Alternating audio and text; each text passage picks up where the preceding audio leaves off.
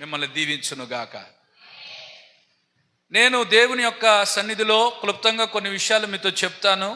మీరు జాగ్రత్తగా వింటారని నేను ఆశిస్తున్నాను. ఈరోజు ప్రారంభమైంది డివైన్ కాన్ఫరెన్స్.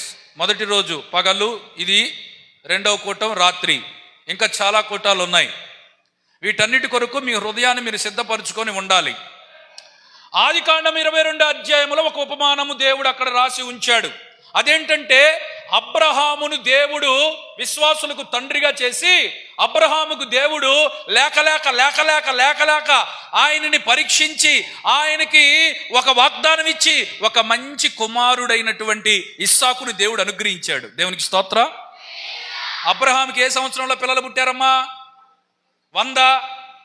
స్తోత్రం చెప్పండి.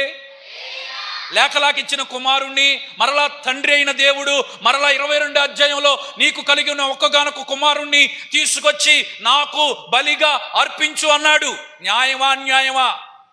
ఒక్కగానొక్క కుమారుణ్ణి నాకు సమర్పించు, నాకు బలిగా అర్పించు అన్నప్పుడు అబ్రహాము మారు మాట మాట్లాడకుండా, శారమ్మతో చెప్పకుండా గాడిదలకు గంత కట్టించి 3 రోజులు ప్రయాణం చేసి ఒక పర్వతం దగ్గరికి ఎక్కి, ఆ పర్వతం మీదకి ఎక్కిన తర్వాత అక్కడ కట్టెలు పేర్చిన తర్వాత ఆ కొడుకు ఆ మార్గములు వెళుతూ ఉన్నప్పుడు ఆ ఇస్సాకు అడుగుతున్నాడు, నానా బలి అర్పించడానికి మనం వస్తున్నామని చెప్పావు, బలి అర్పించేదానికి నిప్పు ఉంది, కట్టె ఉంది, బలి పశువు ఎక్కడ అన్నప్పుడు అప్పుడు అబ్రహాము ఒక మంచి మాట అన్నాడు. ఏమన్నాడు తెలుసా?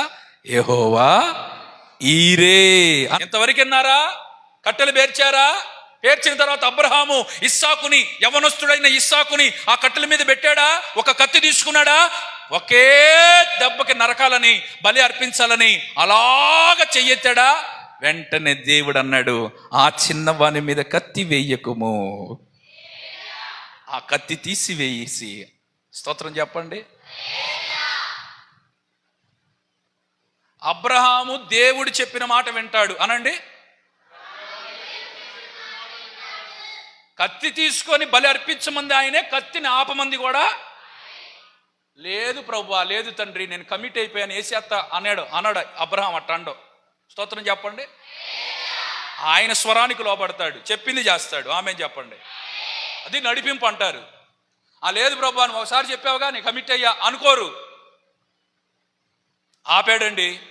దేవుడు అన్నాడు, నీ కుమారుడికి బదులుగా అదిగో ఆ ముళ్ళ పొదల్లో ఉన్న ఒక పొట్టేలు, ఒక గొర్రె ఉన్నది, దాన్ని తీసుకొచ్చి నా కొరకు ఆ కట్టెల మీద పెట్టి దానిని ఆ బలి పశువుని నాకు సమర్పించు.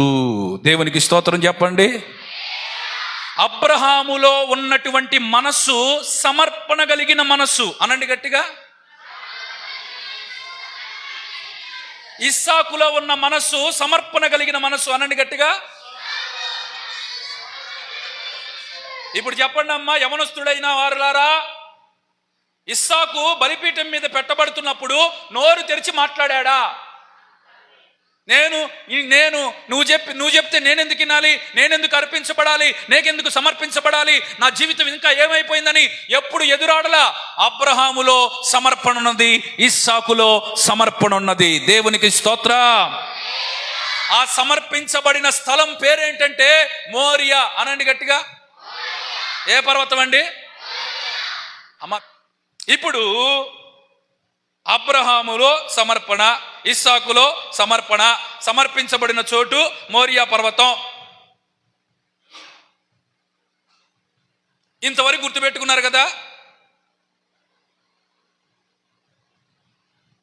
దావీదుకి ఒక చిరకాల కోరిక ఉంది. ఏం కోరికో తెలుసా? నేను ఎప్పటికైనా నా జీవిత కాలంలో ఒక మందిరాన్ని కట్టాలి. ఏం కట్టాలి? మందిరాన్ని కట్టాలి. ప్రార్థన చేశాడు దేవుడి సన్నిధిలో, ప్రభువా, నా యొక్క హయాంలో నేను రాజుగా ఉన్నప్పుడే నేను నీ కొరకు ఒక మందిరాన్ని కట్టాలంటే దేవుడు అన్నాడు, నీవు చాలా రక్తం ఒలికించావు నీ చేతులతో, నీవు కట్టడానికి వల్లపడదు, కానీ నీ కొడుకు చేత నేను కట్టిస్తా. నువ్వు చేయాల్సిన పని ఏందో తెలుసా? ఆ మందిరానికి కావలసిన ఒక స్థలాన్ని సిద్ధపరచు అన్నాడు. ఏమన్నాడమ్మా? అప్పుడు ఆ మందిరము కట్టబడటానికి దేవుడు దేన్ని యోగ్యమైన స్థలంగా ఎంచాడు? దేన్ని ఇష్టమైన స్థలంగా చూశాడు? ఎక్కడ మందిరం కట్టాలనుకున్నాడు? ఎక్కడ దేవుడు మందిరాన్ని స్థాపించాలనుకున్నాడు? ఎక్కడ నిర్మించాలనుకున్నాడు? దావీదు ఎక్కడ మందిరానికి స్థలం కొన్నాడు? 2వ దినవృత్తాంతాల గ్రంథం 3వ అధ్యాయం 1వ వచనం. 2వ దినవృత్తాంతముల గ్రంథము 3వ అధ్యాయము 1వ వచనము చదువుకుందాం. తరువాత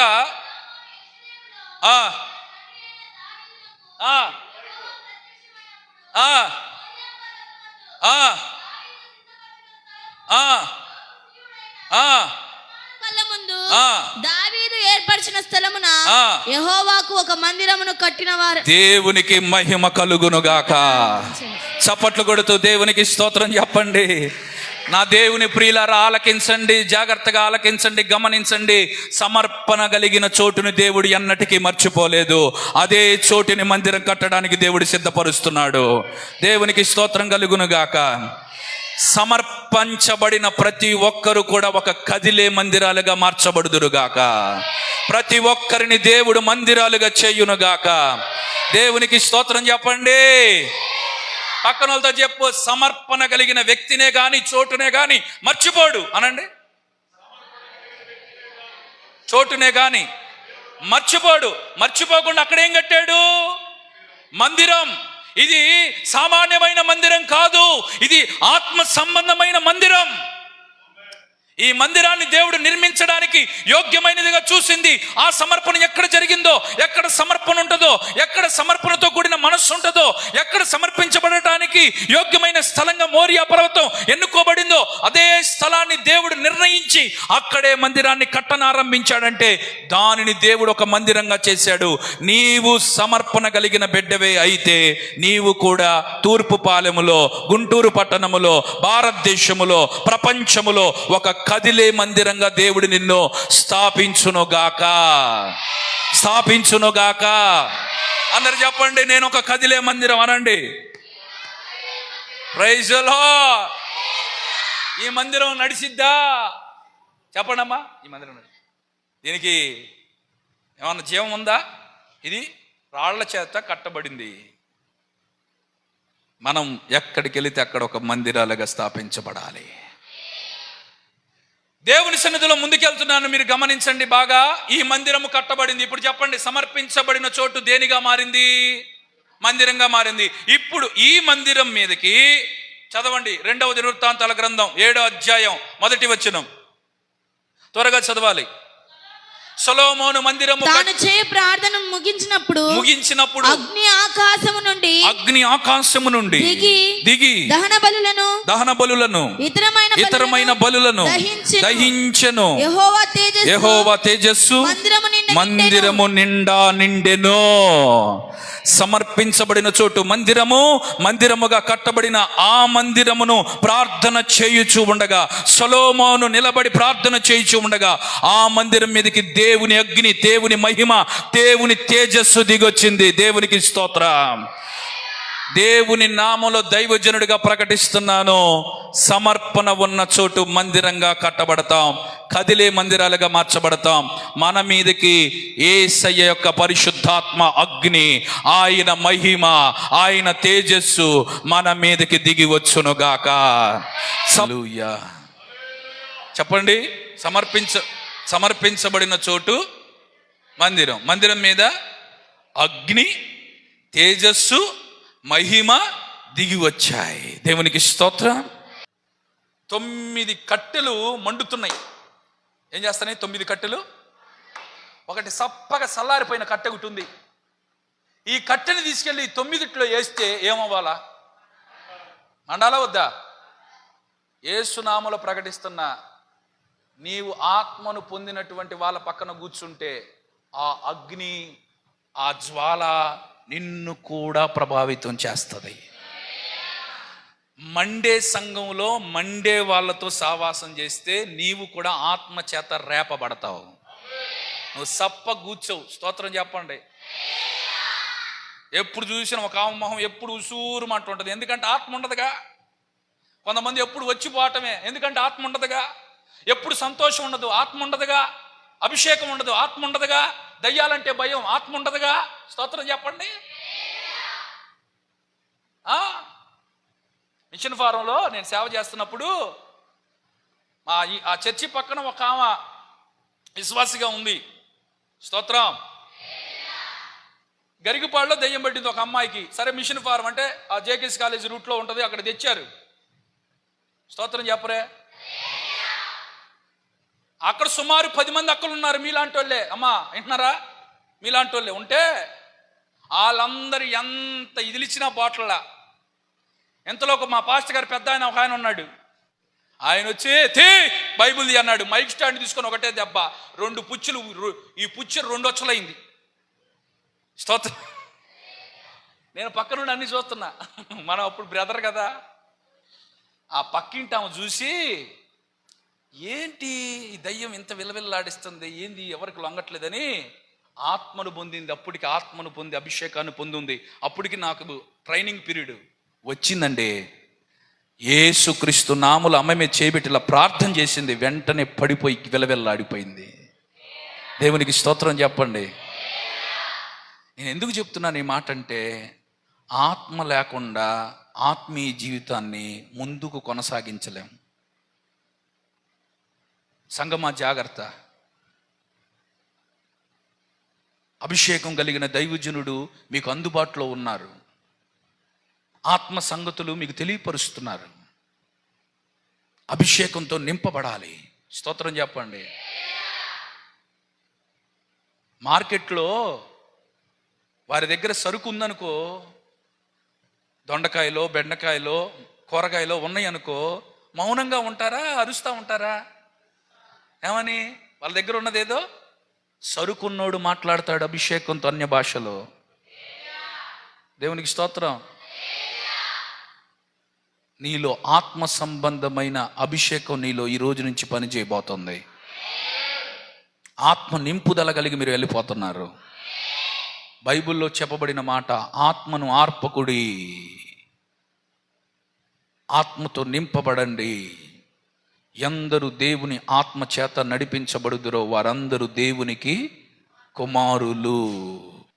తర్వాత మీ అందరికీ సమర్పణ గురించి మాట్లాడుతూ వచ్చాను, మందిరం గురించి మాట్లాడుతూ వచ్చాను, అగ్ని తేజస్సు దిగొచ్చిందని మాట్లాడుతూ వచ్చాను.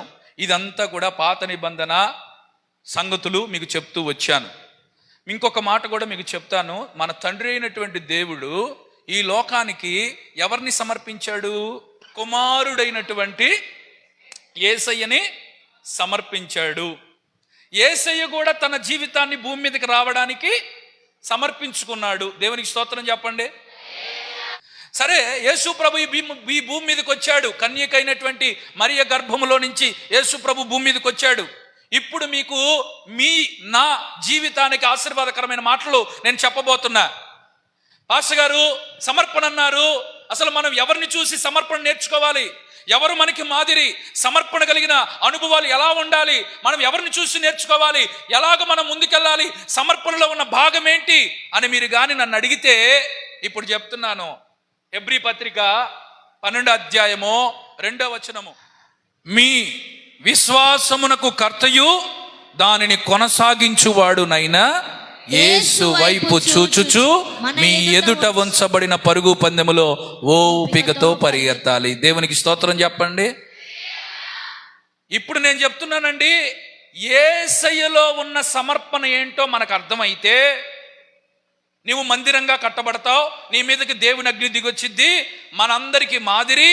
మనం ఎవరిని గురించి తెలుసుకోవాలి, ఎవరిని చూసి నేర్చుకోవాలి, ఎవరిని వెంబడించాలి. యేసయ్య జీవితంలో ఉన్న 7 సమర్పణలు మీతో టకాటకా చెప్తా, ఆలకించండి. చెప్పండి. అందుకని యేసు ప్రభువులో ఉన్న సమర్పణ మనకు అర్థమైతే ఈ రోజు కూటానికి న్యాయం జరిగినట్టు నేను ప్రశాంతంగా ఇంటికి వెళ్తా. దేవునికి స్తోత్రం. యేసు ప్రభువులో ఉన్న సమర్పణలు ఏంటో చెప్తాను. మొట్టమొదటి యేసయ్యలో ఉన్న సమర్పణ యోహాను సువార్త 6వ అధ్యాయం 38వ వచనం. త్వరగా చదివి సాయం చేయండి అమ్మా. 6:38. నా ఇష్టమును నెరవేర్చుకొనుటకు నేను లోకములోనికి రాలేదు. చాలండి. ఇష్టము అండర్లైన్ చేయండి అక్కడ. యేసు ప్రభు తన సమర్పణ కలిగినటువంటి జీవితంలో చూడనా, ఇక్కడ తమ్ముడు బాగేశాడు. ఓ దేవునికి స్తోత్రం. నా ఇష్టమును నెరవేర్చుకొనుటకు నేను రాలేదు. అంటే మొట్టమొదటిగా యేసయ్య తన యొక్క జీవిత కాలంలో, తను భూమి మీద బతికిన కాలంలో ఆయన దేనిని నెరవేర్చుకోలేదంట? ఇష్టమును నెరవేర్చుకోలేదు. అనండి గట్టిగా. ఇప్పుడు చెప్పండి అమ్మా, తూర్పుపాలెం సంఘమా, నువ్వు దేవుని నమ్ముకుంది, దేవుని ఆరాధిస్తుంది, మందిరానికి వస్తుంది, నీ ఇష్టాలు నెరవేర్చబడడానికా? దేవుని సన్నిధిలో నీ ఇష్టాలన్నిటినీ కూడా దేవునికి సమర్పించడానికా? స్తోత్రం చెప్పరే. మీకేమి ఇష్టమో నన్ను అడగండి, చెప్తా. నేను కూడా మీ మధ్యలో అట్ట కూర్చొని వచ్చినోడినే. దేవునికి స్తోత్రం. ఒక ఆమంటది, పాస్టర్ గారు నాకు టీవీ అంటే, చెప్పరేంటి, మళ్ళీ దాన్ని కంటిన్యూ చేయండి, టీవీ అంటే ఇష్టం. 6 గంటలకు మొదలేస్తుంది యేసు రక్తమే. 6 గంటలు కదా, పొలం పని వెళ్ళి ఎన్నింటికి వచ్చేది ఇంటికి? 5 ఎన్నింటికి స్టార్ట్ అయింది చెప్పు పెద్దమ్మా? ఏమండి, ఇక పెట్టిద్ది ఇక 10-10:30 దాకా చూస్తానే ఉంటుంది. సీరియల్ మీద సీరియల్ మార్చి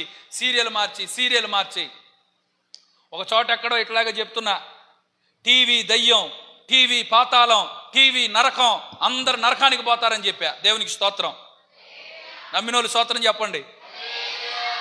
చెప్పంగానే మొత్తానికి 3 కోటవైపోయిన తర్వాత మరుసటి రోజు పాస్టర్ గారింటికి 3 టీవీలు కానుగ్గా వచ్చినాయి.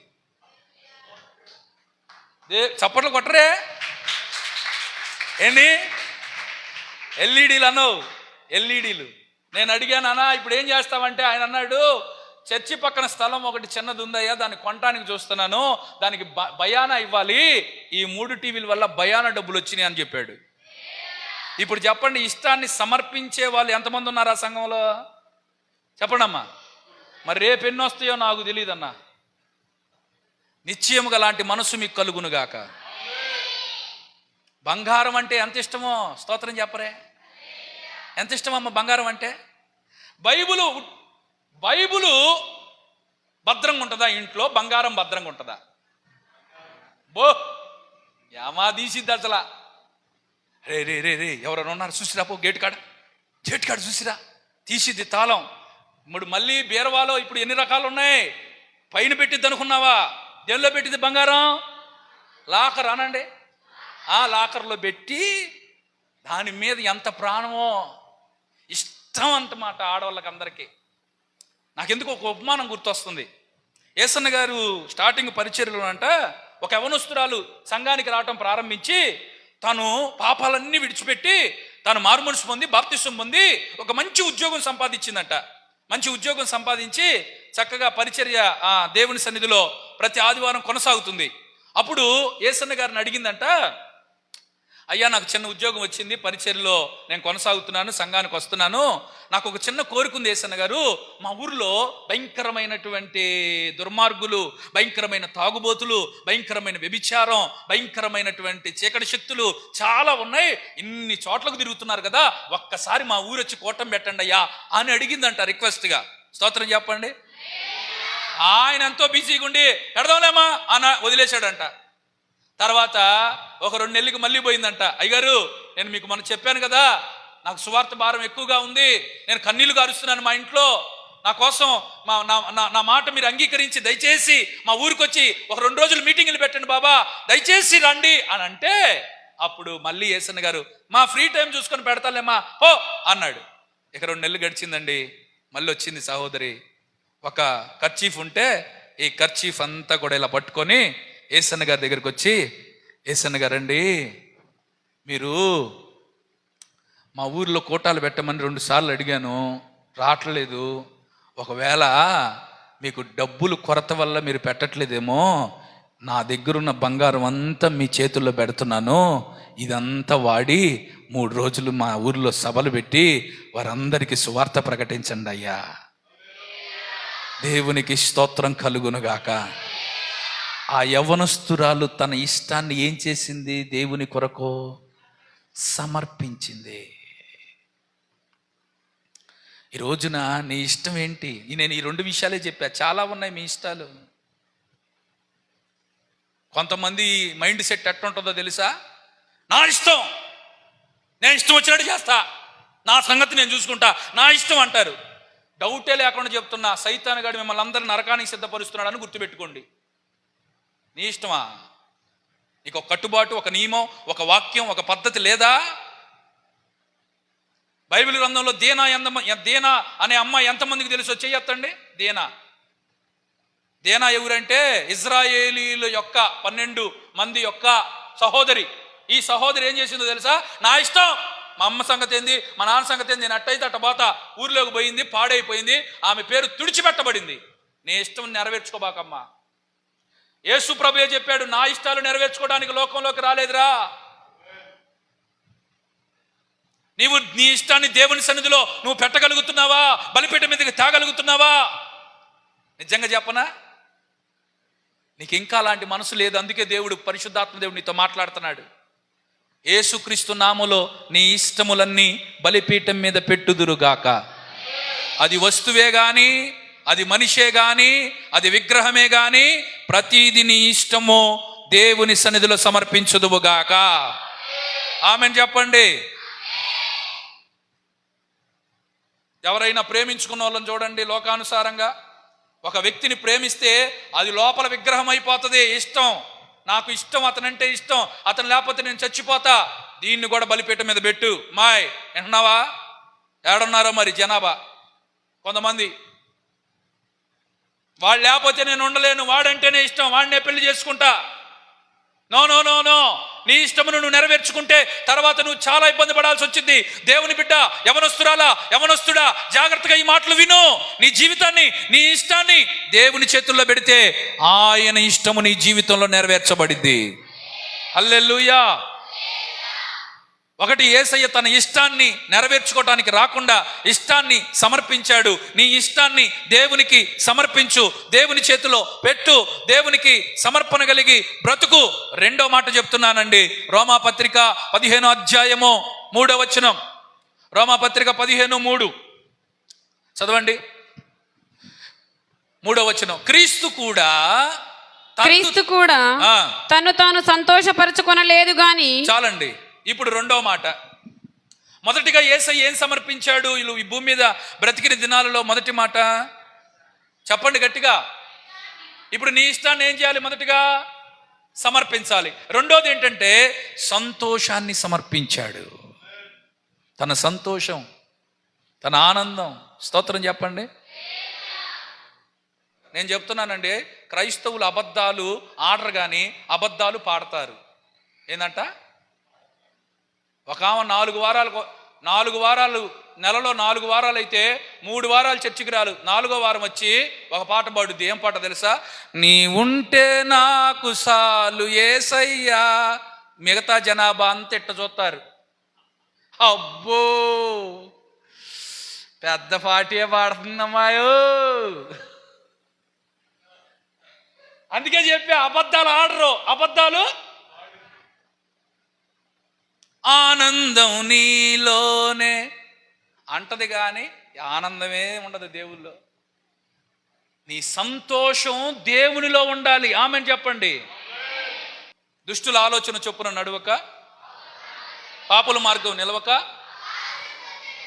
అపాసుకులు కూర్చుండు చోటు కూర్చుండక, యెహోవా ధర్మశాస్త్రమునందు, ఇది పాయింట్, వాక్యమునందు ఆనందించేవాడు నీ సొంత సంతోషాన్ని నువ్వు నెరవేర్చుకో. వాక్యమునందు ఆనందించాలి. దేవునికి స్తోత్రం చెప్పండి. పరిశుద్ధాత్మలో ఆనందించాలి. దేవునికి స్తోత్రం చెప్పండి. నిజమైన సంతోషం క్రీస్తులోనే ఉంది అన్నోళ్ళు చప్పట్లు కొట్టండి గట్టిగా. క్రీస్తులోనే సంతోషించుదుముగాక, వాక్యములోనే సంతోషించుదుముగాక, మందిరములోనే సంతోషించుదుముగాక, ఆత్మీయ జీవితంలోనే సంతోషించుదుముగాక, లోక సంతోషాలన్నీ తొలగిపోవునుగాక. నా 17వ సంవత్సరంలో నేను రక్షణలోకి వచ్చా, బాప్తీసం పొందా. మా పాస్టర్ గారు చేత నేను రక్షణ పొందా. మీకు చెప్తున్నానండి, నేను కూడా విగ్రహారాధన కుటుంబం నుంచే వచ్చా. నేనేమి పుట్టు క్రైస్తవుడేం కాదు. మా అమ్మగారు కానీ మా నాన్నగారు కానీ క్రైస్తవులు కాదు. మా నాన్నగారు పాస్టర్ ఏం కాదు. మొట్టమొదటిగా మా ఇంట్లో రక్షించబడింది, దేవుడి సన్నిధికి వచ్చింది మా చెల్లి కూడా. మేము కూడా ఆ మిషన్ ఫారంలో చర్చి పక్కన ఉన్న ఆ సందులో ఒక ఇంట్లో అద్దెకి దిగాం. చిన్నగా మా చెల్లి సండే స్కూల్కి అలవాటైంది. మా చెల్లిని తెగ్గొట్టా. నేను ముక్కోటి దేవతల ముందు యేసుక్రీస్తు దేవుడు అంటావా అమ్మాయి అని పిచ్చకొట్టుడు కొట్టా. మా చెల్లి ఎప్పుడూ కూడా యేసు ప్రభుని విడిచిపెట్టలా, కొట్టినా. దేవునికి స్తోత్రం చెప్పండి. ఇంకొక మెట్టు పైకెక్కి మూర్ఖున్నయ్యి చర్చికి వెళ్ళకుండా తాళం వేసా. ఎట్లాగే ఉంటుంది మా తలుపులు అట్లా ఉంటాయి, అదిగో గ్రిల్స్ తలుపులు. ఆ తలుపు కానుకొని బాకాలో నుంచి వచ్చే వాక్యం ఇంది మా చెల్లి. స్తోత్రం చెప్పాలి గట్టిగా. ఇక నా కోపం ఆగక ఈ కట్లెడుతుల కర్రను చూసారా, పెట కొట్టా. తర్వాత నాకు మరణకరమైన రోగం వచ్చింది. దేవుని మహాకృప, మా చెల్లి ప్రార్థన బట్టి నేను స్వస్థపరచబడ్డా. దేవునికి స్తోత్రం చెప్పండి. తర్వాత పాస్టర్ గారులకి డిబేట్ చేశా. అసలు నేను వెళ్ళని పుణ్యక్షేత్రాలు ఏమున్నాయి ఆంధ్ర తెలంగాణలో? ఏమీ లేవు. మోకాళ్ళ పర్వతం 7 సార్లు ఎక్కా. స్తోత్రం. ఎన్నిసార్లు తెలుసా? 7 సార్లు. అన్ని తీర్థ యాత్రలన్నీ చేసి యేసు ప్రభువుని ఆఖరిగా నేను సొంత రక్షకుడిగా అంగీకరించి నిజమైన దేవుడు యేసు అని తెలుసుకొని అక్కడ బాప్తిసం పొందేటప్పుడు కూడా మా అమ్మకి మా నాన్నకి చెప్పలా. దేవునికి స్తోత్రం చెప్పండి. వెళ్ళిపోయా జాగర్లముడి కాలువకి మా పాస్టర్ గారితో పాటు బాప్తిసం పొందా. రాజేష్ నా పేరు, తర్వాత రోషన్గా మార్చాడు. తర్వాత నేను దేవుని సన్నిధిలో మా పాస్టర్ గారు నన్ను ఎంత ఎంకరేజ్ చేశాడంటే, రోషన్ పాట పాడతాడు, రోషన్ వాక్యం చదువుతాడు, రోషన్ ప్రార్థన చేస్తాడు, పాట చాలా ఎంకరేజ్ చేసి చిన్నగా మొదలైంది నా పరిచర్య. సండే స్కూలు, తర్వాత చిన్నగా పాట, తర్వాత కాంగో, తర్వాత ఆరాధన, తర్వాత వాక్యం. దేవునికి స్తోత్రం చెప్పండి. ఆ రోజున దైవజనులు మాకేసిన పునాది ఈరోజు ఆశీర్వాదంగా మారింది. ఆ రోజు వారికి లోబడిన విధానం మాకు ఆశీర్వాదంగా మారింది. ఆ రోజు పడిన కష్టం మాకు దీవెనగా మారింది. ఆయన ఒకసారి నాకు బాప్తిసం ఇచ్చి నన్ను ఎంకరేజ్ చేస్తూ సేవలో ముందుకెళ్తుంటే ఒకసారి నాకు చెప్పులు లేకుండా కనపడ్డాడు పాస్టర్ గారు. చెప్పులు లేకుండా కనబడుతుంటే, ఇప్పుడు ఇట్లాగా ఏం సెలవులు, ఇవి దసరా సెలవులు కదా, ఈ సెలవులు వచ్చినప్పుడు యవనస్తులందరూ ఏం చేస్తారు? క్రికెట్ మ్యాచ్ అంటారు, లేదంటే సినిమాలు అంటారు, షికార్లు అంటారు, లేకపోతే ఎన్నెన్నో ఇష్టాలు సంతోషాల కోసం పరుగులు పెడుతుంటారు. ఏమండి, నాకు కూడా క్రికెట్ అంటే చాలా అసలు సంతోషంగా ఆడతా క్రికెట్. అర్థమవుతుందండి. నేను అప్పుడు ఫిక్స్ అయ్యా. ఏమన్నా తెలుసా?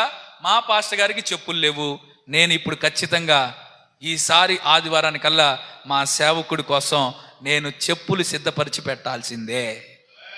స్తోత్రం చెప్పండి.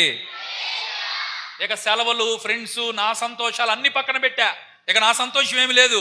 వెంటనే ఆ మిషన్ పారంలో వజ్రమ్మ అనే ఒక మేస్త్రమ్మ ఉంది. మేస్త్రి ఆమె కిలోలు పత్తి దీపించడానికి ట్రాక్టర్లు ఎక్కించి నిడుముక్కల, గోరంట్ల, పత్తి పొలాల్లో తీసుకెళ్ళి అక్కడ పని చేపిస్తూ ఉంటుంది. ఆమె దగ్గరికి వెళ్ళి, అమ్మా మరే నీతో పాటు నన్ను కూడా తీసుకెళ్ళు పని. మంది మీ అమ్మకు తెలిసిందంటే నా గుండు బగలు కొట్టిద్దాన్ని. అల్లారు ముద్దుకు పెరిగినోడిని కదండి. మా ఇంట్లో నేను ఎంత గారాబం అంటే, నేను తిన్న తర్వాత నా మూతి కానీ చెయ్యి కానీ మా అమ్మే గడిగేది. అసలు నాకు ముద్దలకెళ్ళి పెట్టేది. నాకు తెలియదు, నేను చేత్తో చిన్నతనంలో నేను చేత్తో తిన్న చాలా తక్కువ. అంత ప్రేమించారు నా తల్లిదండ్రులు నన్ను. సుకుమారంగా పెరిగినోడిని. ఇప్పుడు సడన్గా ఆమె దగ్గరికి పోయి నేను వెళ్తానంటే, సరే ఎందుకయ్యా అంటే, నాకు డబ్బులు కావాలే అన్న. స్తోత్రం. ఇక నిడుముక్కలు తీసుకుపోయారండి, ఇక ట్రాక్టర్ దింపారండి. ఇక అందరూ ఇదిగో ఈ 4 సార్లు నాయ అంటుంది ఒక ఆమె, ఇదిగో ఈ 4 నాయ అంటుంది. నేనన్నా ఈ 10 సార్లు నాయ అన్నా. అప్పుడు చూపిందావా అందరూ మీరు నవ్వినట్టే నవ్వారు. బాబా అబ్బాయి నీకు తెలుసా అంది ఒక ఆమె. స్తోత్రం. తెలుసమ్మా, పట్టుమని 10 గొడవ అయిపోతే అట్ట ఈ 10 నాయన్న. అట్ట కాదులే కానీ అని చెప్పి ఒక బోరా కట్టింది నడుంకి. కట్టి ఇదిగో ఈ వరసంతా అంది. స్తోత్రం. ఎంత పోతే 4 చెట్లు రాలా, ఎంత పోతే 4 చెట్లే. ఇక నాకు అర్థమైంది, ఇది ఎప్పుడు కాటా వచ్చుద్ది, ఇది ఎప్పుడు డబ్బులు అయ్యిద్ది, నాకు అర్థమైపోయిందని చెప్పి ఇక కాయలు వేయటం మొదలుపెట్టా ఫుల్గా. మధ్యాహ్నం భోజనం దిగే టయానికి ఒక ఆమె వచ్చింది నా దగ్గరికి. అయ్యా ఏందయ్యా ఏం సంగతి అంటే, మొత్తం కాయలే ఉన్నాయి. ఇది కానీ తీసుకుపోయావంటే నీకు డబ్బులు కాదు కదా, ఇంకోసారి రానిరు నాయనా, ఇవన్నీ తీసి పక్కన పడే అని చెప్పి ఆ సహోదరి నాకు చూపించిందండి. ఇదిగో ఇలా తీయాలి నాన్న, ఇదిగో మనం పొద్దున్నే పెందలాడు వచ్చినప్పుడు మంచు బట్టి ఉంటుంది, దాన్ని ఇలా తీయాలి. వెంటనే అలా తీయటం ప్రారంభించా. చిన్నగా 2-3 రోజులు నేర్చుకున్నా. తర్వాత నాకు శనివారానికి ఆమె డబ్బులు ఇచ్చింది. వెంటనే కొట్టుకెళ్ళి 10వ నెంబర్ చెప్పులు తెచ్చి మా పాస్టర్ గారు చర్చికి వచ్చే సమయానికి అక్కడ పెట్టి ఉంచానండి. స్తోత్రం కలుగునుగాక. యవనస్తుల ద్వారా మీరందు మీ సంతోషాలు పక్కన పెట్టండి, దేవుణ్ణి సంతోషపరచండి, సేవకుణ్ణి సంతోషపరచండి. అది మన జీవితానికి సమర్పణతో కూడిన అనుభవంగా మార్చబడుతుంది. ఆ రోజు అలా చేశాను కాబట్టే స్తోత్రం చెప్పండి. క్రిస్మస్కి పాస్టర్ గారికి బట్టలు కొనే వాళ్ళు చేతులు ఎత్తండమ్మా. క్రిస్మస్ పండగకి డీబీ ఫ్యాషన్స్ తిరుగుద్ది, చందనా బ్యాస్ తిరుగుద్ది. ఏమండి ఇప్పుడు కళామందిర్ వచ్చింది, ఇక ఇంకేం చెప్పండి, ఇంకేమున్నాయి? సౌత్ ఇండియా వచ్చింది, ఇంకేమొచ్చింది? నీ ముఖం అన్నీ వచ్చినాయి. తిరుగుద్దిక. అమ్మా ఈరోజు మేము షాపింగ్కి వెళ్తున్నాం, 9ంటికి మొదలైద్ది తూర్పుపాలెంలో, మళ్ళీ వచ్చేది నైట్ 9ంటికే. అన్ని మ్యాచింగులే, బ్లౌజ్ మ్యాచింగు, చీర మ్యాచింగు, క్లిప్పుల మ్యాచింగు, అన్ని చెప్పులు మ్యాచింగ్, అన్ని దొరికి అన్ని తెచ్చుకొని వచ్చిన తర్వాత అమ్మో ఈరోజు అలసిపోయామమ్మా. పాస్టర్ గారిని ఎవరు జ్ఞాపకం చేసుకుంటారమ్మా?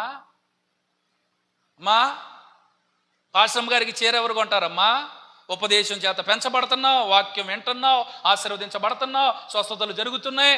వాళ్ళ ఇంట్లో ఉన్న కార్యక్రమాల కంటే మీ ఇంట్లో ఉన్న కార్యక్రమాలకే ఎక్కువసేపు అందుబాటులో ఉంటాడు, కన్నీళ్లు గారుస్తాడు. ఉపదేశం కోసం రాత్రంతా కూర్చొని, శనివారం రాత్రంతా కూర్చొని సమయాన్ని వెచ్చించి దేవుని వాక్యాలు వెతికి ప్రత్యక్షత అందుకొని మీ ఆత్మలు వర్ధిల్లాలని, మీ కుటుంబాలు వర్ధిల్లాలని ప్రయాసపడుతున్న దైవజనుడి కోసం, వారిని సంతోషపరచడం కోసం, దేవుని సంతోషపరచడం కోసం నీ ప్రయాస ఎంత? ఆఫ్టర్ ఆల్ అది కూడా చెయ్యరు కొంతమంది.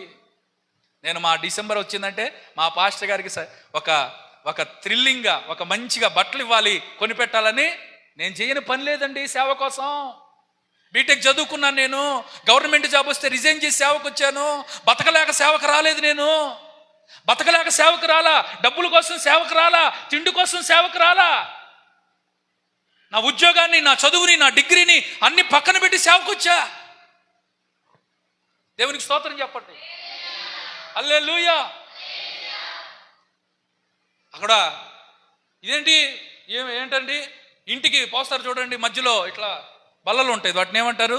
కబోర్డ్లు పనికి వెళ్ళానండి, ఒండ్రు కలిపానండి, ఈ చేత్తో ఒండ్రు బ్యాక్ సైడ్ ఫినిషింగ్ చేశానండి. ఇప్పటికి నాకు తెలుసండి పని. సున్న పనికి వెళ్తే ఒకరోజు తెలిసిన వాళ్ళని, తక్కువ పని ఉందంటే పరంజాలకి ఆ సున్నం అందించాలంటే ఆ పెద్ద మేస్త్రి వచ్చి అన్నాడు, కింద 3వ స్టేర్ కిందకి వెళ్ళి నువ్వు సిమెంట్ కట్టలు ఎత్తుకొని రమ్మంటే, ఏమండి ఎంత ప్రేమగా పెంచబడిన నేను కిందకెళ్ళి ఆ సిమెంట్ ఆ గోతం 50 కేజీలు ఉంటుందని నాకు తెలియదు, దాన్ని తీసుకొచ్చి నా తల మీద అలాగ పెట్టారండి. నా ప్రయాసం చూడండి. ఈ మెడ ఇలాగా వణికిపోయింది, కళ్ళంటే దారాలుగా కన్నీళ్ళు వస్తున్నాయి. ఒక యవనస్తుడిగా నా సంతోషాన్ని పక్కన పెట్టి, నలంద కాలేజీలో నా ఫ్రెండ్స్ అందరూ కూడా తాగడానికి, తిరగడానికి, ఎన్నో రకాలైన సంతోషాలకి ప్రేరేపించిన వాటన్నిటినీ కాదని కాలేజ్ అయిపోగానే ఇంటికి వచ్చేసి పరిచర్యలో మందిరం కట్టడానికి దేవునిలోనే నా సంతోషం వెతుక్కున్నానండి. అందుకే దేవుడు ఇంకా నన్ను సంతోషంగా ఆయనలో నిలబెట్టి వాడుకుంటున్నాడు. నీవు నీ సొంత సంతోషాలన్నీ దేవునికి సమర్పించుదువుగాక. హల్లెలూయా చెప్పండి గట్టిగా. 1 ఏం సమర్పించాలి? ఇష్టం. 2 ఏం సమర్పించాలి? సంతోషాలన్నీ సమర్పించండి. 3వది ఏం సమర్పించాలంటే స్తోత్రం చెప్పండి గట్టిగా. హల్లెలూయా చెప్పండి. యోహాను సువార్త 4వ అధ్యాయం, యోహాను సువార్త 4వ అధ్యాయంలో 33, 34 దేవునికి స్తోత్రం చెప్పండి అమ్మా. యేసు ప్రభు సమరయ స్త్రీతో వాక్యం చెప్పాడు, సువార్త చెప్పాడు. సమరయ స్త్రీ ఎవరో? 6 భర్తలు కలిగిన స్త్రీ. ఎంతమంది అమ్మా? 6 భర్తలు. ఆమె యేసు ప్రభు దగ్గరే నాటకాలు ఆడటానికి చూసింది. నేను ఇచ్చే నీళ్లు దాగబడి ఎన్నడూ తప్పికొండంటే, ఇక్కడ దాకా బావి దాకా రాలేకపోతున్నాను, ఆ నీళ్ళు ఏదో ఒకసారి ఇవ్వమంటే యేసు ప్రభు అన్నాడు నీ పెనిమిటిని తీసుకురమ్మంటే ఆమెనింది నాకింకా పెళ్ళే అనింటే అప్పుడు అన్నాడు నీకు 5 పక్కన వాళ్ళతో చెప్పు, యేసయ్యకి ఏది మరుగై ఉండదు అనండి. ఇప్పుడు చెప్పండి, సమరయ స్త్రీ సంగతి అంతా ఎవరికి తెలుసు? నా సంగతి అంతా ఎవరికి తెలుసు? హైడ్ చేయడానికి ఏమైనా ఉందా? వాట్సాప్లో కొంతమంది ఏం చేస్తారు తెలుసా? మనోహర్ అన్న కనపడకుండా స్టేటస్ పెడుతుంటారు. పిచ్చి స్టేటస్లు ఏమైనా ఉంటాయి, సినిమా పాట, ఆయన వరకు హైడ్ చేస్తుంటారు, నా వరకు హైడ్ చేస్తుంటారు. ఇట్లా దాచటానికి ఏమీ లేదు యేసయ్య దగ్గర. మొత్తం బట్టబయలు అయిపోయింది యేసు ప్రభు కళ్ళ ముందు. పాతాళము అగాధ కోపం ఆయనకు కనబడుచున్నవి కదా, నరుని హృదయము మరి తేటగా ఆయనకు కనబడును కదా. స్తోత్రం చెప్పండి, హల్లెలూయా.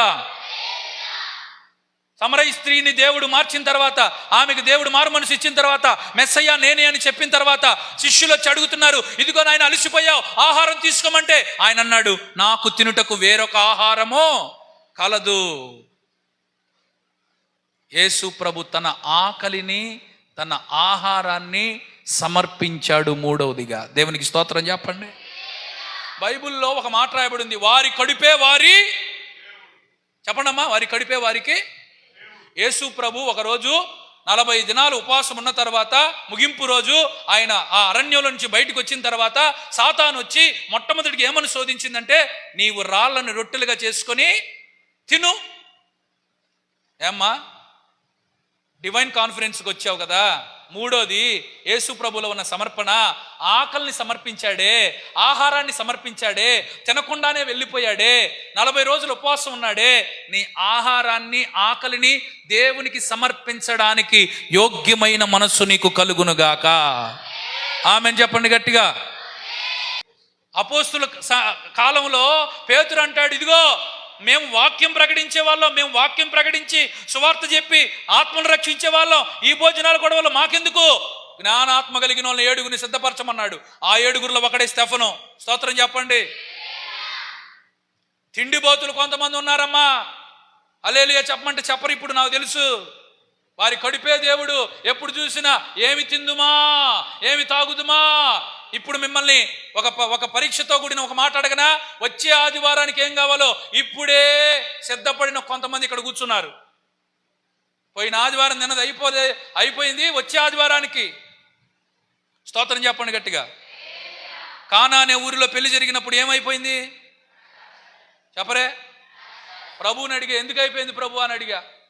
ప్రభు నాతో ఏం చెప్పాడంటే, ఒరే బాబా, 1 గ్లాసులు తాగాల్సిన వాడు 10 గ్లాసులు తాగిపోయాడు, మొత్తానికే అయిపోయింది. స్తోత్రం చెప్పండి అమ్మా.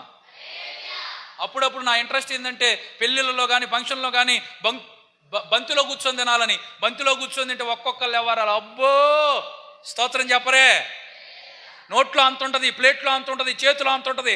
పోయేవాడిని పిలుస్తుంటుంది ఒక ఆమె, రా పెట్టు.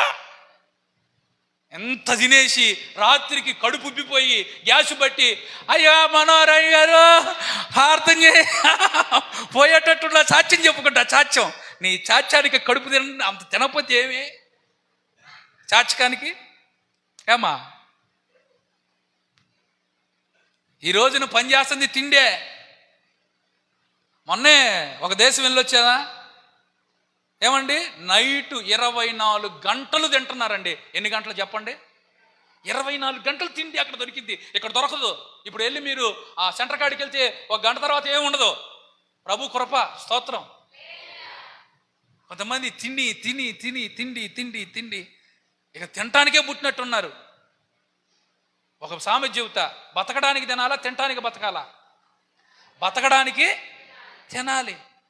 మా పాస్టర్ గారులకు కూడా భలే పరీక్ష పెడుతుంటారు. అన్నీ వండుద్ది, చికెన్ వండుద్ది, మటన్ వండుద్ది, వండాలి, తప్పేం కాదు. స్తోత్రం చెప్పండి.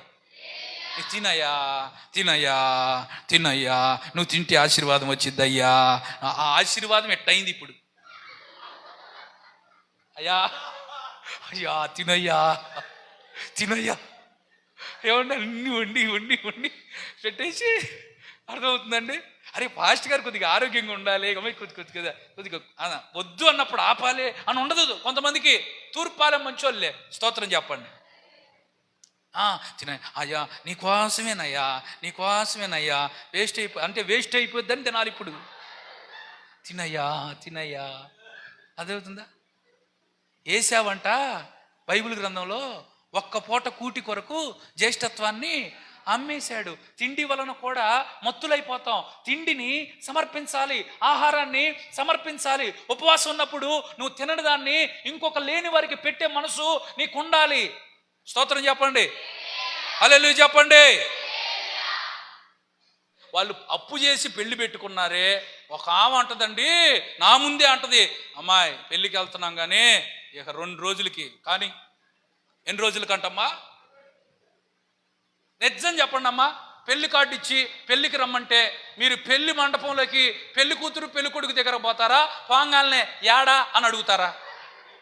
చెప్పండి అబ్బాయి, అబ్బాయి న్యాయం చెప్తాముడా, యాడా అనగానే అదిగదిగదిగదిగా అటు.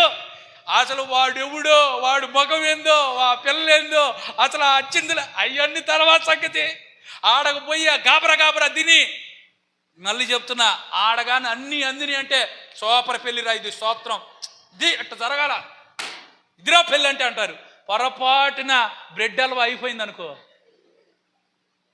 ఏం పెళ్ళమ్మా ఈ పెళ్ళి, వాళ్ళ మొఖాలు సరే వాళ్ళు సరే పెట్టారులే పా. తూర్పాలెంలో ఇల్లు కాంక అందరూ తిండి కాడ బయటపడే బ్యాచ్ క్రైస్తవులు అన్నటికీ కూడా సమర్పణలో లేనట్టే. తిన్నా తినకపోయినా ఆహారాన్ని ఆకలిని సమర్పించిన యేసయ్య మనకి మాదిరి. మనకు ఆ మాదిరి ఉండునుగాక, స్తోత్రం కలుగునుగాక. ఇప్పుడు చెప్పండి, ఆహారాన్ని ఆకలిని దేవుని కొరకు సమర్పించాలి. అందరు చెప్పండి, దేవుడి నోటి నుంచి వచ్చే మాట వలన బతుకుతా అనండి గట్టిగా.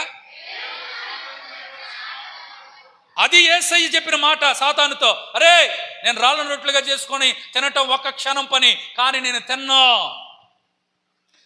తిండి తిండి తిండి ఈ కడవరి దినాలలో ఎక్కువగా ప్రజలని ప్రభావితం చేస్తుంది ఈ తిండి. ఉపవాసముల చేత, జాగరణముల చేత యేసునామములో శరీరాన్ని నల్లగొట్టుకుందుముగాక. మీ అందరి ఆకలి దేవునికి సమర్పించుదురుగాక, ఆహారము సమర్పించుదురుగాక. ఆమేన్. ఇంకో మాట కూడా చెప్తా. ఇప్పటికి ఎన్ని చెప్పా?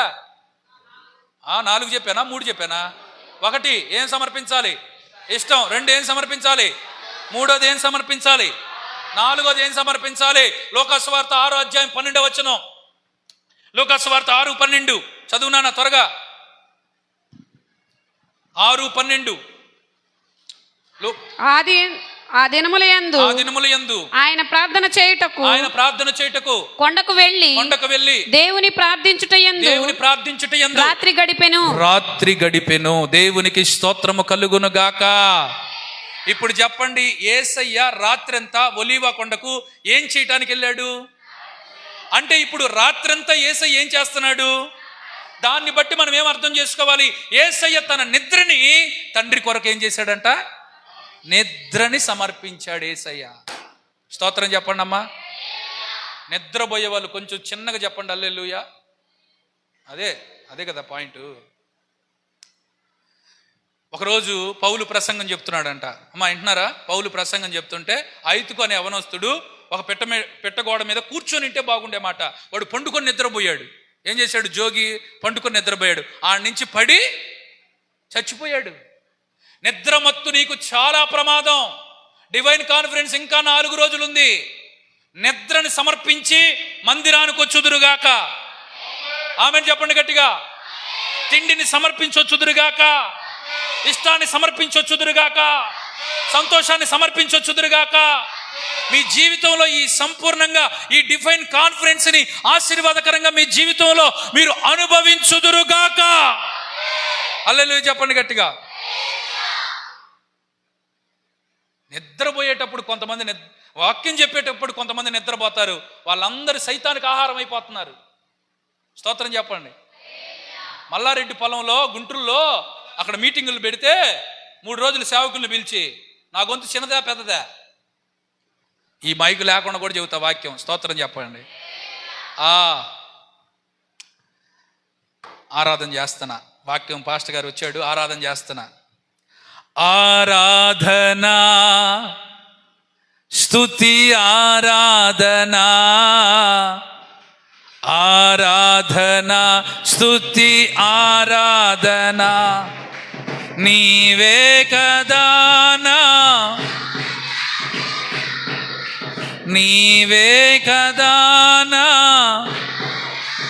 అందరూ ఆరాధనా స్తుతి, ఆరాధనా స్తుతి. హల్లెలూయా. ఒక ఆమె ఈ బాక్సు కాడే నుంచొని అంత పెద్ద గందరగోళంగా ఆరాధన చేసి చప్పట్లు కొట్టి music, keyboard, tabla, pad, guitar అన్ని ఉంటే ఆ బాక్సు కానుకొని నిద్రపోతుంది ఒక మహాతల్లి.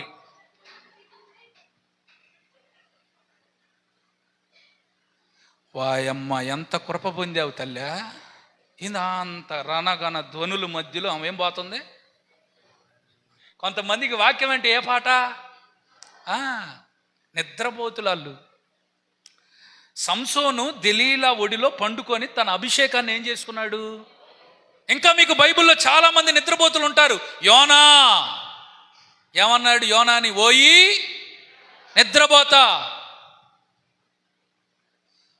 నీవు కూడా దేవుని సన్నిధిలో జాగ్రత్తగా ఆలకించు. నీ జీవితంలో నిద్రకి నువ్వు చోటిచ్చావంటే, నిద్రపోతుగా ఉన్నావంటే చాలా ప్రమాదం. యేసు ప్రభు నిద్రని సమర్పించాడు. దేవునికి స్తోత్రం చెప్పండి. బైబిల్ గ్రంథంలో యాకోబు గురించి రాయబడిన మాట. యాకోబు అంట అన్న శత్రువుగా ఉన్నాడంట, ఎదుర్కోవడానికి వెళ్తున్నాడు. ఎబ్బోకు రేవు దగ్గర ఆగాడు, ఒంటరిగా మిగిలిపోయాడు. రాత్రంతా దేవునితో పెనుగులాడగా ఆశీర్వదించి దేవుడు పంపించాడు యాకోబుని. నీవు రాత్రంతా దేవుని సన్నిధిలో పెనుగులాడి ఆరాధించి ప్రార్థించగలిగితే, నిద్రని దేవునికి సమర్పించగలిగితే, దానికి తగిన ప్రతిఫలం దేవుడు నీకు దయచేయునుగాక. ఈ మాట అంగీకరించే వాళ్ళు చప్పట్లు కొడుతూ దేవునికి స్తోత్రం చెప్పండి. హల్లెలూయా, హల్లెలూయా, హల్లెలూయా. యేసు నామములో నిద్రాత్మ తొలగిపోవును గాక. సంఘములో మెలకువగలిగిన వారిని దేవుడు లేవనెత్తును గాక. ప్రతి నిద్ర, ప్రతి మత్తు తొలగిపోవును గాక. యేసు క్రీస్తు నామములో మెలకువగలిగిన ఆత్మతో దేవుడు నింపును గాక. హల్లెలూయా. ఏందో తూర్పాలెంలో ఎక్కువసేపు వాక్యం చెప్పబుద్ధి అవుతుంది, ఎవరు నిద్రపోవట్లేదు కాబట్టి. స్తోత్రం కలుగును గాక. హల్లెలూయా. కొన్ని చోట్లకి వెళ్ళి వాక్యం చెప్పాలంటే ఫస్ట్లోనే కూర్చుంటుంది ఒక్కొక్క అమ్మ. స్తోత్ర కూర్చొని ఫస్ట్ గేర్ ఇటేస్తుంది, రెండో గేర్ ఇటేస్తుంది, మూడో గేర్ ఇటేస్తుంది. ఇక టాప్ గేర్ ఏంది? ఇక అది నిద్ర. దైవజనుడిలో ఉన్న ఆత్మ మీలో కూడా పనిచేస్తుంది. ఆయన మీద ఉన్న అభిషేకం మీలో కూడా పనిచేస్తుంది. మెలకువ కలిగిన ఆత్మను కలిగి ఉన్న వారులారా, మీరందరూ దేవుని కొరకు నిద్రను సమర్పించారు కాబట్టి ఆయన రాజ్యంలో మీకు సమృద్ధిగా చోటు కలుగును గాక. ఆమెన్ చెప్పండి గట్టిగా. హల్లెలూయా. యాకోబు రాత్రంతా ఏం చేశాడు? ప్రార్థన చేశాడు. యేసయ్య రాత్రంతా ఏం చేశాడు? ప్రార్థన చేశాడు. దానియేలు రాజు చెప్పిన కలని, భావాన్ని తెలుసుకోవడం కోసం రాత్రంతా ఏం చేశాడు? ప్రార్థన చేశాడు. ఆ ప్రార్థన ఆత్మ నీకు కలుగును గాక. రాత్రంతా ప్రార్థించుదుము గాక. హల్లెలూయా చెప్పండి గట్టిగా. ఈరోజు నా చాలా సంఘాల్లో ఆన్లైట్లు లేవు, కుటుంబ ప్రార్థనలో ఆన్లైట్లు లేవు, నిద్రను మానుకునే వాళ్ళు లేరు. నిద్రని యేసయ్య సమర్పించినట్లుగా నీ నిద్ర, నీ మత్తు, నీ యొక్క ఏమండి ఆ యొక్క కొంతమంది అంట ఈ మంచం మీదంట ఈ ఉతక మీద తలుపు ఆడినట్టు ఆడతారంట, ఇటు ఇటు. సమయానికి నిద్ర లేచుదురుగాక. ఓ పెళ్లి సంబంధానికి వెళ్ళామండి, వేరే సహోదరుడి కోసం వెళ్తే వాళ్ళ అమ్మ చెబుతుంది, మా అమ్మాయి ఎర్లీ మార్నింగ్ 10 o'clock లేచిద్దంది. ఎన్నో క్లాక్ అంటమ్మా? ఎర్లీ మార్నింగ్ అది. ఇంకేం చేసిద్దమ్మా? అత్తగారి తెచ్చి ఇవ్వాలి కాఫీ. ఎవరు తెచ్చి ఇవ్వాలంట? అయ్యా లెగు లెగు లెగు నాయన. వాడు ఇట్టు చూస్తుండ ఆ పిల్లకెళ్ళి. నేనన్నా చూసింది లేవురా బాబా, ఇది మనకు వర్కౌట్ అవ్వదు. 10ంటికి లేచే పిల్ల నీతో ఏం కాపురం చేసిద్ది, ఇంట్లో ఏం చక్కబెట్టిద్ది? జ్ఞానవంతురాలు తన ఇంటిని కట్టుకునేది పెందల కాడన లేచి ఇంటి వారందరి కొరకు ఆహారం సిద్ధపరిచిద్ది. దేవునికి స్తోత్రం చెప్పండి. పెందల కాడ లేచే వాళ్ళు చప్పట్లు కొట్టండి గట్టిగా. హల్లెలూయా. నీ నిద్ర సమర్పించుదువు గాక. ఎర్లీ మార్నింగ్ లేచుదురు గాక. స్తుతి నైవేద్యం చెల్లించుదురు గాక. ఉదయకాలం దేవుని వైపు చేతులెత్తుదురు గాక. స్తోత్ర ప్రార్థన చేయుదురు గాక. మాస్టర్ గారు, నాకు పొద్దున పూట నాకు ప్రార్థన నడిపింపు రావట్లేదంటే నువ్వు స్తోత్రాలు చెల్లించు. ప్రభువా, నా కుటుంబాన్ని బట్టి, నా పిల్లల్ని బట్టి, నాకు ఇచ్చిన ఆరోగ్యాన్ని బట్టి, నాకు ఇచ్చిన బిడ్డల్ని బట్టి, నాకు ఇచ్చిన ఉద్యోగాన్ని బట్టి నీకు స్తోత్రం స్తోత్రం. స్తోత్రాలు ఎప్పుడైతే చెల్లించడం ప్రారంభిస్తావో నీ కుటుంబంలో అభివృద్ధి ప్రారంభమగునుగాక. ఆమెను చెప్పండి గట్టిగా. మత్తులో బాకండి, సోమరులుగా ఉండబాకండి, నిద్రకు చోటు ఇవ్వబాకండి. నీ నిద్ర మత్తు నీ ఆత్మీయ జీవితానికి చాలా ప్రమాదకారిగా మారే అవకాశం ఉంది. కాబట్టి నిద్ర వలన జోగి అతడు చనిపోయాడు. నిద్రపోకుండా యాకోబు ప్రార్థించి గెలిచిన వాడిగా మార్చబడ్డాడు. దానియేలు ప్రార్థించి దేవుని చేత మర్మమును, కలను, భావమును తెలుసుకోగలిగాడు. రాత్రిపూట దేవుడు యేసయ్య ప్రార్థించి తండ్రి యొక్క చిత్తాన్ని నెరవేర్చగలిగాడు. నీ జీవితంలో నిద్రని ఎప్పుడైతే పక్కన పెడతావో ఆశీర్వాదం ప్రారంభమవుతుంది. ఇంకొక మాట చెప్పనా? 5వ మాట 12వ అధ్యాయం మత్తయి సువార్త 47 నుంచి 48, 49 వచనాల్లో అక్కడ రాయబడిన మాట చదవండి త్వరగా. 12 మత్తయి సువార్త 12, 47, 48. అప్పుడు ఒకడు, ఇదిగో నీ తల్లియు, నీ తల్లి, నీ సహోదరులను, నీ సహోదరుడు నీతో మాట్లాడవలనని వెలుపల నిలిచి ఉన్నాడని ఆయనతో చెప్పెను. అందుకు ఆయన తనతో ఈ సంగతి చెప్పిన వాని చూచి, నా తల్లి ఎవరు, నా సహోదరులు ఎవరు అని చెప్పి తన శిష్యుల వైపు చెయ్యి చాపి, ఇదిగో నా తల్లియు, నా సహోదరులను, పరలోకమందున్న నా తండ్రి చిత్తము చొప్పున చేయువాడే నా సహోదరుడును. చాలు, దేవునికి స్తోత్రం చెప్పండి అమ్మా. 5వది యేసయ్య ఏం సమర్పించాడంటే వాళ్ళ అమ్మ వాళ్ళ తమ్ముడు వచ్చాడంట. వచ్చి రికమెండేషన్ అనండి గట్టిగా. అయ్యా యేసయ్య నీతో మాట్లాడటానికి మీ అమ్మ వచ్చిందంటే యేసయ్య అన్నాడు, ఎవరు నా తల్లి ఎవరు అంటే రక్త సంబంధాన్ని యేసయ్య సమర్పించాడు. అనండి రక్త సంబంధం అనండి అమ్మా. యేసు ప్రభు 5వ సమర్పణలో భాగం రక్త సంబంధం. మేము మనల్ని సూటిగా ఒక ప్రశ్న అడుగుతున్నా, యేసయ్య ఎక్కువ నీ పిల్లలు ఎక్కువ? చెప్పమ్మా. కొర్రపాడులో సేవ చేసేటప్పుడు ఒక తల్లి చర్చికి ఎదురుగా కష్టంలో ముసలమ్మ ఉండేది. ఆ ముసలమ్మకి 3 కొడుకులు, 3 కోడళ్ళు, మనవ సంతానం ఉంది. నాకు ఆమె చూసినప్పుడు నేను అడిగాను, ఏంటమ్మా నువ్వు కష్టంలో ఉన్నావేంటి, ఈ స్థితిలో ఉన్నావేంటి, నీకు మంచిగా కొడుకులు ఉన్నారు కదా, పిల్లలు ఉన్నారు కదా, ఏంది నీకు ఈ స్థితి అంటే, నిజంగా చెప్పానండి, నేను చూశానండి, నల్లమట్టి చెరుక్కొని తింటున్నామా నల్లమట్టి. ఆ తల్లి ఏం చెప్పిందో తెలుసా? అయ్యా 3 కొడుకుల్ని కన్నానయ్యా, పెంచానయ్యా, పెళ్ళిళ్ళు చేశానయ్యా, ఇల్లు కట్టించామయ్యా, మా ఆయన చచ్చిపోయాడయ్యా, వంతులు వేసుకుంటున్నారయ్యా. ఏం చేస్తున్నారంట? ఎవరు వంతులు వేసుకుంటుంది? కడుపును పుట్టిన కొడుకులు తల్లిని చూడటానికి, తల్లిని ఆ ఒక్క ప్రాణాన్ని బతికించడానికి వంతులు వేసుకుంటున్నారంట. మట్టి చెలుక్కుంటూ తింటుంది. చెప్పండి, మీ పిల్లల కోసం నువ్వు ఎంత డబ్బు ఖర్చు పెడుతున్నావు, నువ్వు ఎంత బాగా చూసుకుంటున్నావు? ఒక్క ప్రశ్న సూటిగా అడగనా? వాళ్ళు నిన్ను చూస్తారన్న గ్యారెంటీ ఉన్నోళ్ళు చేయొద్దండి. నా పిల్లలు, నా పిల్లలు, నా పిల్లలు, నా పిల్లలు, నా రక్త సంబంధం. జాగ్రత్త పడండి. ఈరోజు దేవుని సన్నిధిలో నీ రక్త సంబంధం యేసయ్య తర్వాతే అయి ఉండాలి. నీ భర్త యేసయ్య తర్వాతే అయి ఉండాలి. నీ భార్య యేసయ్య తర్వాతే అయి ఉండాలి. నీ రక్త సంబంధాన్ని దేవుని కొరకు సమర్పించుదువుగాక.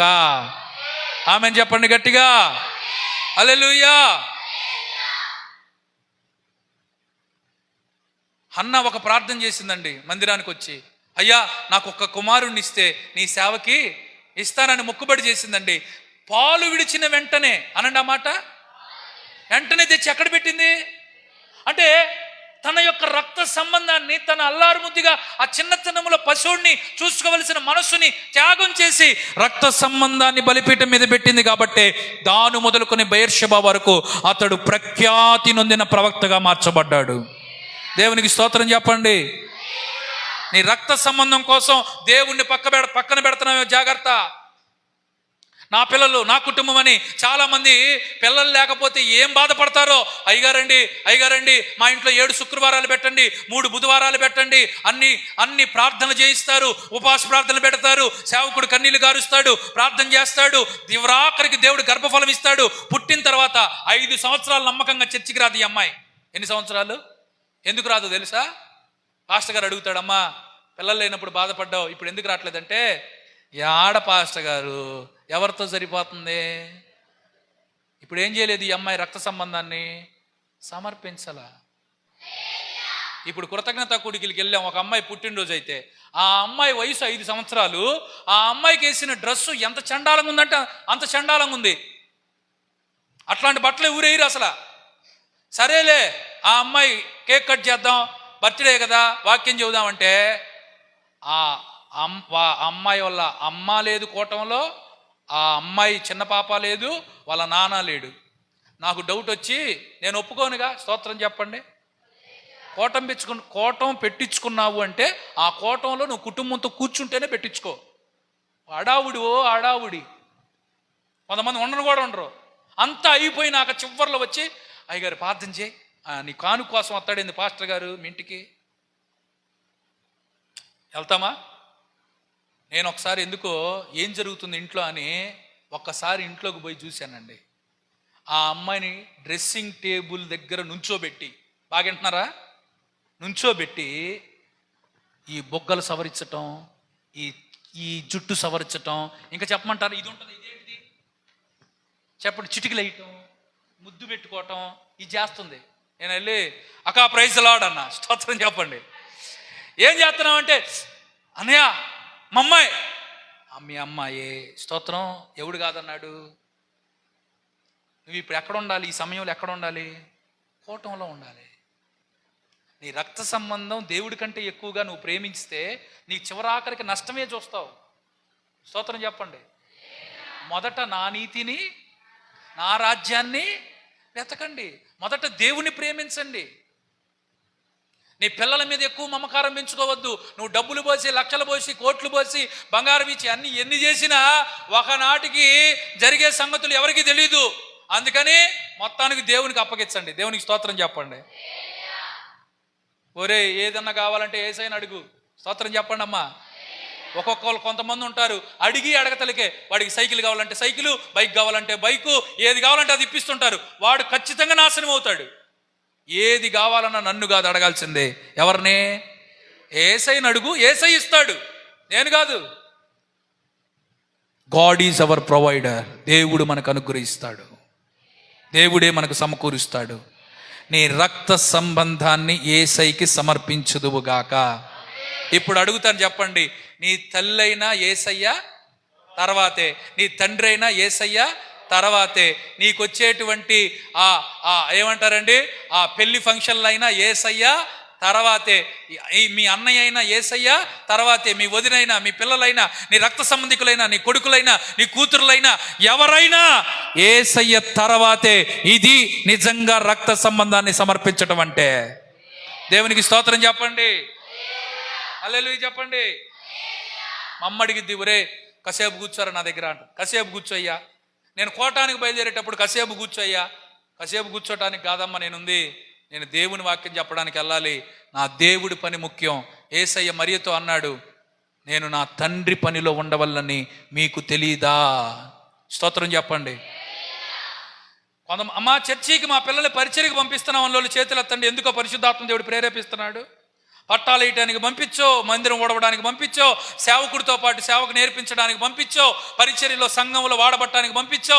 ఒళ్ళు దాచిపెడుతుంటావు, అందరూ చేస్తారులే, నువ్వెందుకు రా పోవటం అంటావు. నీ పిల్లలు ఏమైపోతారో తెలుసా?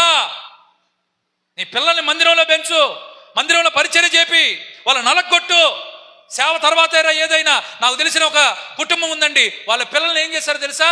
ఇదిగో ఇక్కడే ఉన్నాడు వాడు, అదిగో వాడే.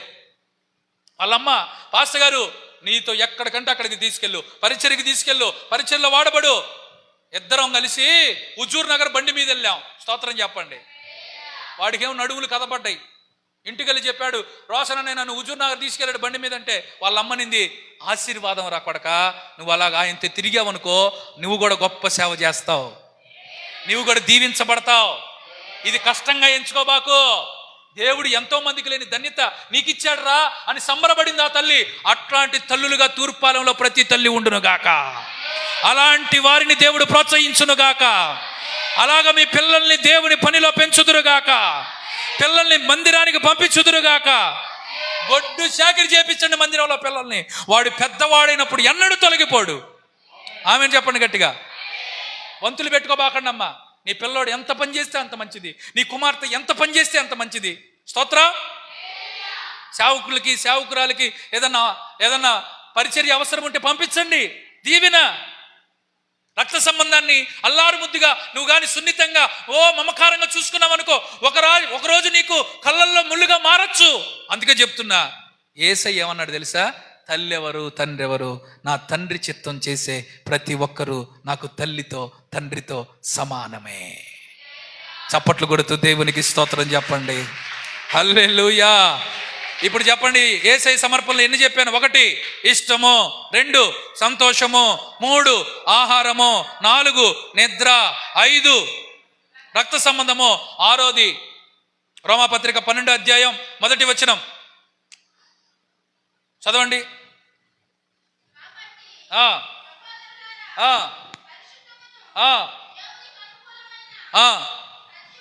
సజీవ యాగముగా మీ శరీరములను దేవునికి సమర్పించుకొనుడి. దేవునికి స్తోత్రం.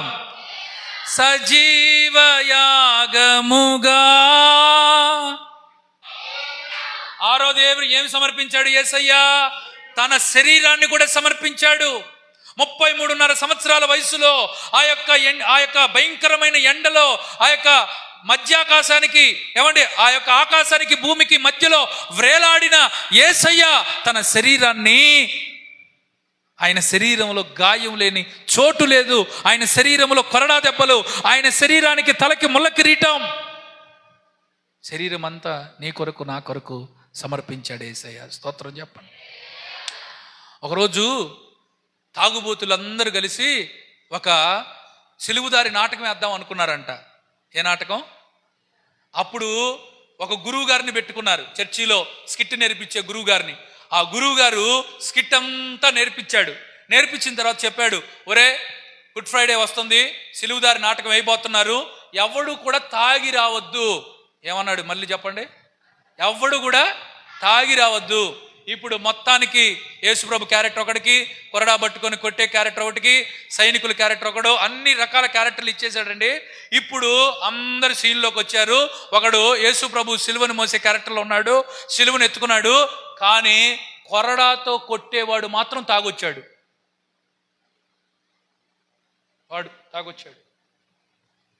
ఇక సిలువను మోసుకొని వెళ్తున్నాడు, క్యారెక్టర్లో ఉన్నాడు యేసుప్రభు లాగా.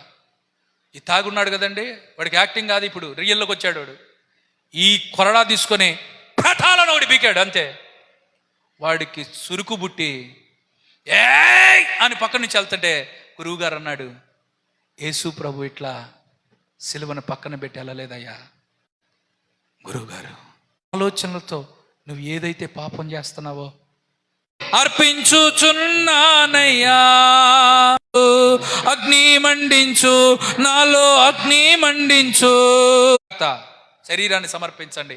యుద్ధుల మరణం, హతసాక్షుల సంగతి. ఇప్పుడు చెప్పండి, ఎన్ని విషయాలు సమర్పించావా? రక్త సంబంధాన్ని సమర్పించావా?